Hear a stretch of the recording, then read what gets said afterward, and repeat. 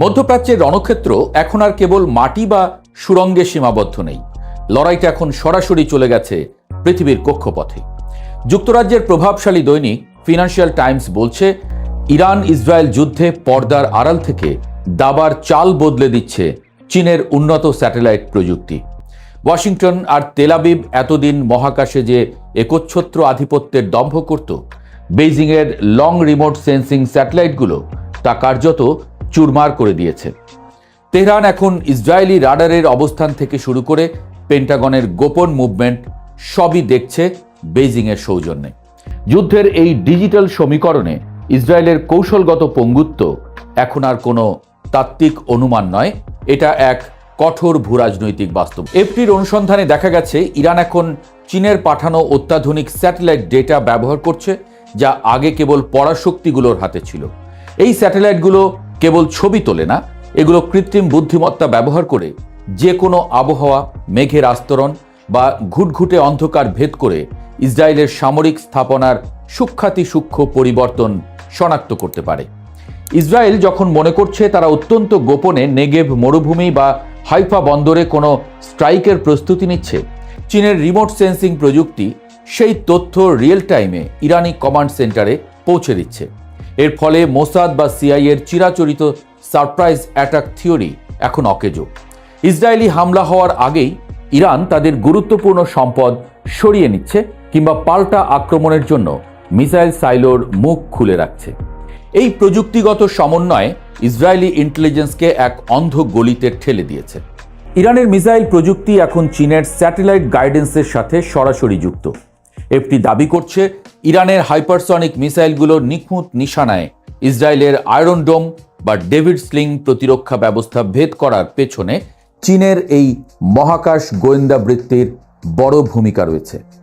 আগে যেখানে মিসাইল ছোঁড়ার পর সেটি লক্ষ্যভ্রষ্ট হওয়ার সম্ভাবনা থাকত, এখন চীনের নিখুঁত জিপিএস সাপোর্ট আর হাই রেজলিউশন ম্যাপের কারণে ইরান সুনির্দিষ্টভাবে ইসরায়েলি এয়ারবেস বা রাডার স্টেশন ধ্বংস করতে পারছে।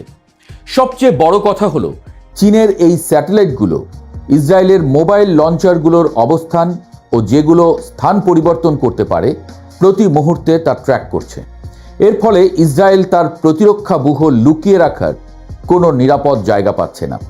পেন্টাগন এখন এক অদ্ভুত সংকটে। তারা না পারছে চীনের রাষ্ট্রায়ত্ত স্যাটেলাইট ধ্বংস করতে, না পারছে ইরানের হামলা রুখতে, কারণ ধ্বংস করলে সরাসরি বিশ্বযুদ্ধ শুরু হবে। আমেরিকা বছরের পর বছর ইরানের উপর প্রযুক্তি নির্ভর নিষেধাজ্ঞা দিয়ে এসেছে যাতে তারা উন্নত চিপ বা সেন্সর না পায়, কিন্তু ফিনান্সিয়াল টাইমসের রিপোর্ট বলছে চীনের সক্রিয় অংশগ্রহণ সেই নিষেধাজ্ঞার দেয়াল ধসিয়ে দিয়েছে। বেইজিং যখন মহাকাশ থেকে ইরানকে ডেটা দিচ্ছে, তখন সেখানে ওয়াশিংটনের কোনো নিয়ন্ত্রণ নেই।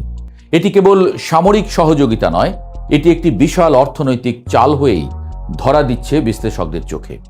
বেইজিংয়ের এই স্যাটেলাইট ডিপ্লোমেসি মধ্যপ্রাচ্যের অন্য দেশগুলোকেও, যেমন সৌদি আরব বা আমিরাতকে, একটি বার্তা দিচ্ছে, নিরাপত্তার জন্য এখন আর কেবল আমেরিকার দয়ার উপর নির্ভর করার প্রয়োজন নেই।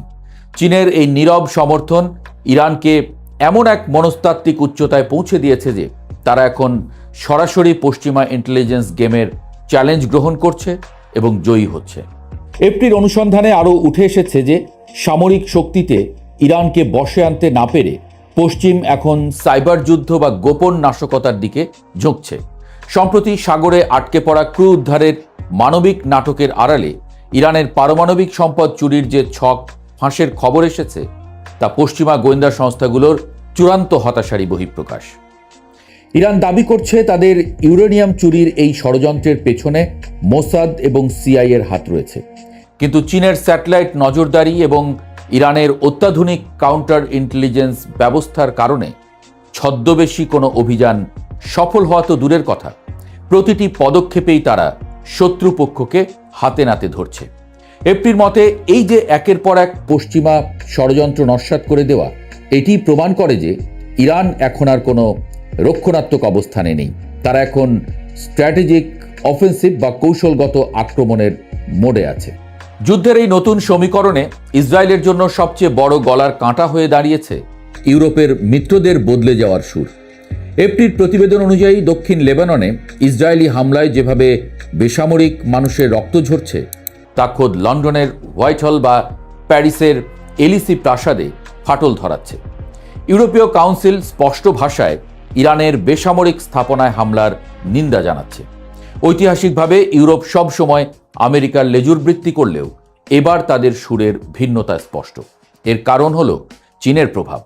ইউরোপ দেখছে যে আমেরিকা যদি মধ্যপ্রাচ্যে পুরোপুরি ব্যর্থ হয়, তবে তাদের জ্বালানি নিরাপত্তা নিশ্চিত করতে চীনের মাধ্যমেই ইরানের সাথে আলোচনা করতে হবে। ইরান এই সুযোগটিকেই কাজে লাগাচ্ছে। তারা বিশ্বমঞ্চে ইসরায়েলকে একটি বিচ্ছিন্ন ও নিষ্ঠুর রাষ্ট্র হিসেবে প্রতিষ্ঠিত করতে সফল হয়েছে। ফিনান্সিয়াল টাইমসের এই ময়না তদন্ত এটাই প্রমাণ করে যে 2026-এর এই যুদ্ধে বিজয়ী নির্ধারিত হচ্ছে ল্যাবরেটরিতে আর মহাকাশে। ইসরায়েল আর আমেরিকা হয়তো কিছুটা ছোটখাটো লক্ষ্য অর্জনে সফল হয়েছে, কিন্তু বৃহত্তর ভূরাজনৈতিক লড়াইয়ে তারা ক্রমেই কোণঠাসা। ইরানের স্ট্র্যাটেজিক পেশেন্স বা কৌশলগত ধৈর্য এখন মহাকাশ প্রযুক্তির সহায়তায় এক বিধ্বংসী শক্তিতে রূপান্তরিত হয়েছে। তেল আবিব আর ওয়াশিংটন এখন এক এমন গোলকধাঁধায় আটকা পড়েছে যেখানে তাদের প্রতিটি সামরিক পদক্ষেপ আসলে চীনের প্রভাবকেই বাড়িয়ে দিচ্ছে। যুদ্ধের ময়দানে কে কতগুলো বোমা ফেলল তা দিয়ে এখন আর বিজয় নির্ধারিত হয় না। কে কত নিখুঁত তথ্যের ভিত্তিতে শত্রুকে আঘাত করতে পারে সেটাই আসল কথা। আর সেই হিসেবে মধ্যপ্রাচ্যের এই কঠিন ও নির্মম সমীকরণে ইরান এবং বেইজিং এখন চালকের আসনে। ড্রাগনের চোখে যখন শত্রু ধরা পড়ে যায়, তখন পালানোর পথ থাকে না। ইসরায়েল এখন ঠিক সেই মহাকাশ ফাঁদেই আটকা পড়েছে। তথাকথিত পশ্চিমা শ্রেষ্ঠত্বের দিন এখন শেষ। মধ্যপ্রাচ্যের ভাগ্য এখন নিয়ন্ত্রিত হচ্ছে বেইজিংয়ের রিমোট কন্ট্রোলে।